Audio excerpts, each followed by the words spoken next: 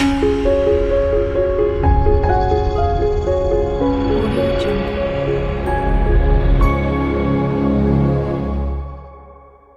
नमस्कार। गले में पहनी हुई माला आपके जीवन में क्या आपको नुकसान जो है वो दे सकती है, और उसके विपरीत चांदी की चैन आपको गले में कब धारण करनी चाहिए कि जिससे आपके जीवन में आपको बेनिफिट्स जो है वो मिल सके। एस्ट्रो गाइड मलिक में आप सभी का स्वागत। बात करते हैं टॉपिक के ऊपर। दोस्तों, ज्योतिष का एक सिंपल सा नियम है कि जब भी हम अपने शरीर पे कोई भी चीज धारण करते हैं तो कहीं ना कहीं हम उस ग्रह की कारक चीज को एक्टिवेट कर रहे होते हैं। हमें खुद नहीं पता होता कि जो चीज हमने अपने शरीर पे धारण की है, चाहे वो हमारे हाथों में पहना हुआ सोने का कड़ा हो, या फिर स्टील का कड़ा हो, या फिर लोहे का कड़ा हो, उसी तरह गले में पहनी हुई आपकी गोल्ड की चैन, या फिर गले में पहना हुआ कोई भी किसी भी प्रकार का धागा, और फिर उसके विपरीत गले में पहनी हुई माला। तो ये नियम के अकॉर्डिंग अगर मैं बात करूं तो आपके शरीर में सबसे पहली बात जो जन्म कुंडली का पहला घर होता है वो एक्टिवेट होना शुरू हो जाता है। आपके शरीर में ज्योतिष के अनुसार पहला घर जो होता है वो तख्त हजारी है, आपके जीवन का स्टार्टिंग इंजन है। तो जब भी आप कोई गले में चीज धारण करते हैं तो उसका असर आपके पहले घर के अंदर आएगा। अब ग्रहों की बात करें तो गले में जब आप सोने की चैन धारण करते हैं तो यह बृहस्पति को पूर्णतः एक्टिवेट करती है, और बृहस्पति की दृष्टियों के कारण पंचम भाव, सप्तम भाव और भाग्य भाव, इनके ऊपर ग्रहों का असर जो है वो पड़ता है। तो दोस्तों, बात मैं कर रहा था माला के ऊपर।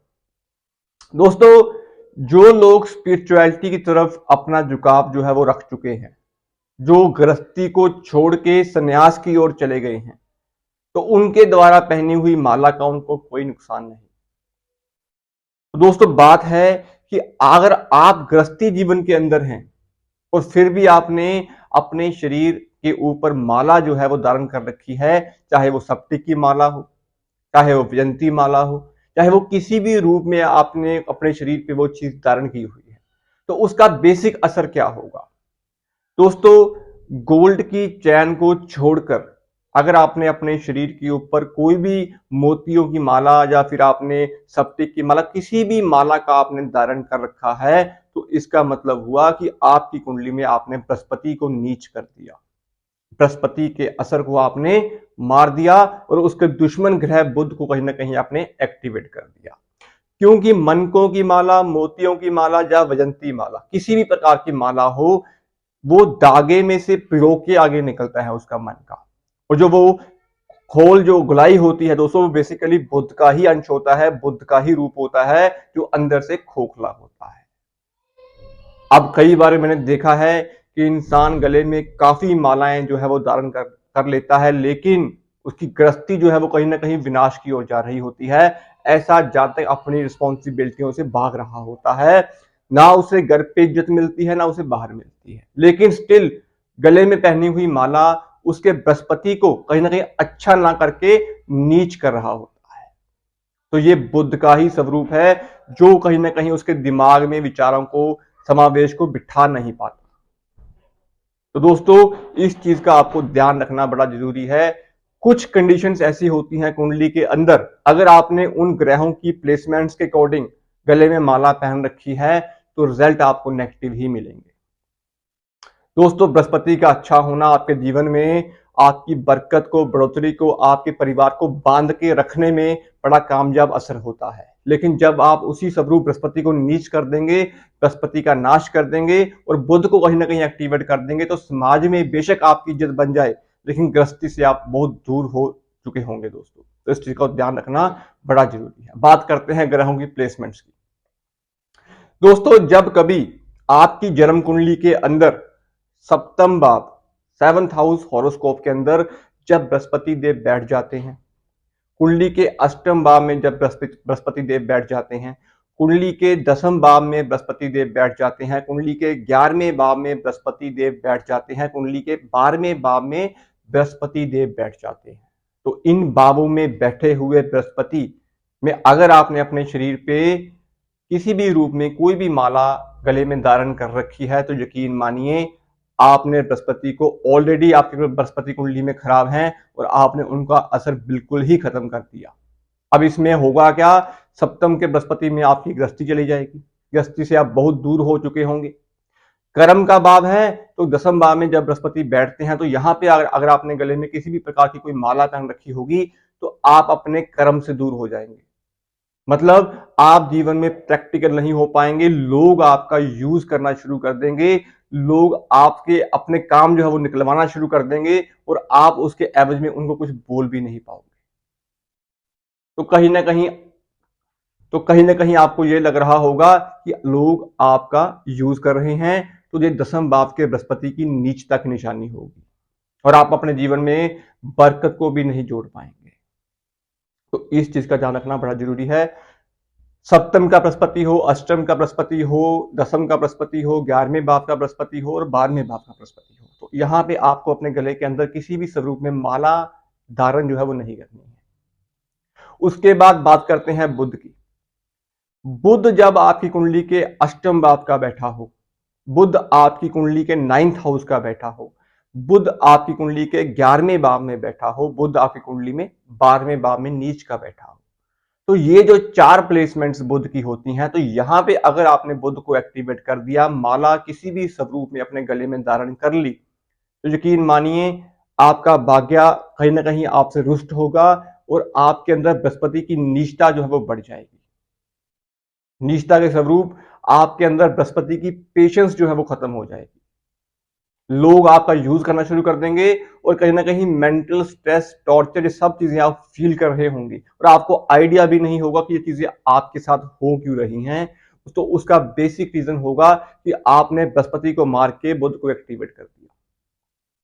तो अष्टम का तो बुध वैसे भी दोस्तों विनाश, विपरीत बुद्धि होता है, मंगल बद्ध होता है, अफवाहें, बेइज्जती, ये सब चीजें इंसान को देता है, कर्जा बढ़ा देता है, मेंटल स्ट्रेस को इतना हाइक पे ले जाता है और उसके ऊपर आपने बुध को फिर एक्टिवेट कर रखा है माला धारण करके, तो ये यकीन मानिए बुध आपका विनाश जो है वो करके रहेगा। तो यहाँ पे अष्टम का बुध, 9th का बुध, 11th का बुध और द्वादश का बुध, तो इन कंडीशन में आपको माला जो है वो शरीर पे धारण नहीं करनी चाहिए, किसी भी रूप में कोई भी माला हो।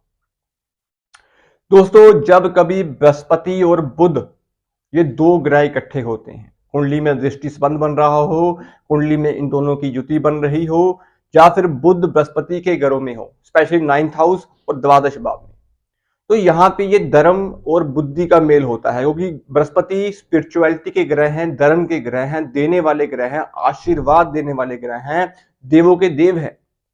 तो बुध वहां पे क्या है, चालाकी है, होशियारी है, दिमाग है, प्रैक्टिकलनेस है।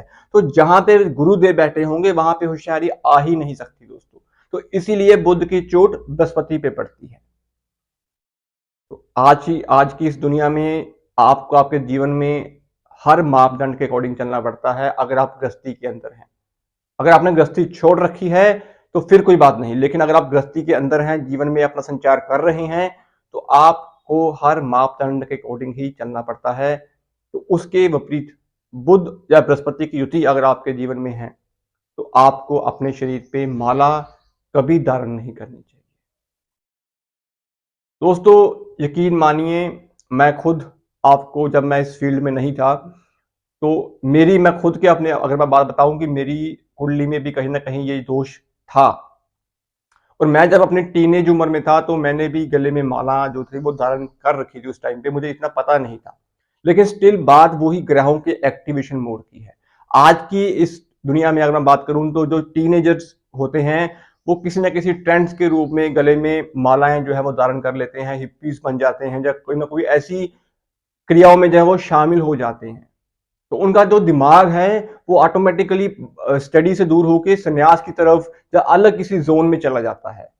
तो आपको उसका आइडिया नहीं होगा, लेकिन उसका आइडिया क्या होगा कि उन्होंने बुध को इतना ज्यादा हावी कर लिया है कि उनके अंदर बृहस्पति के संस्कार ही खत्म हो चुके हैं। बृहस्पति की पेशेंस ही खत्म हो चुकी है, क्योंकि कुंडली में दूसरा, पंचम, नवम, 11वां और 12वें भाव की कारक बृहस्पति हैं। आपको आपके जीवन में आपकी स्टडी, एजुकेशन, आपका धन, कुटुंब, भाग्य, यात्राएं, ये सब इनकम, दान पुण्य, कर्म, ये सब बृहस्पति हैं दोस्तों। तो सिर्फ बुध की बुद्धि की चोट के कारण बृहस्पति का नाश हुआ। तो मेरा टॉपिक सिंपल यही था कि आपको माला जो है वो इन कंडीशंस में धारण नहीं करनी चाहिए। वीडियो को मैं जल्दी अभी खत्म करूंगा दोस्तों, क्योंकि वीडियो लंबी हो रही है। चांदी की चैन किन लोगों को धारण करनी चाहिए दोस्तों? राहु लगन में है, राहु पंचम में है, राहु खाना नंबर 4 में है, राहु 9th हाउस में है, राहु 11वें भाव में है, राहु 12वें भाव में है। इन पोजीशंस में अगर आपकी कुंडली में राहु बैठे हुए हैं तो चांदी की चैन आप अपने गले में जो है वो धारण कर सकते हैं। बुध खाना नंबर 4 में है, बृहस्पति खाना नंबर 7 में है, तब भी आप चांदी की चैन जो है वो धारण कर सकते हैं। चंद्रमा को मजबूत करिएगा, मन को प्रबल करिएगा, तो ऑटोमेटिकली आपके सूर्य, मंगल, बृहस्पति तीनों ग्रह एक्टिवेशन शुरू हो जाते हैं।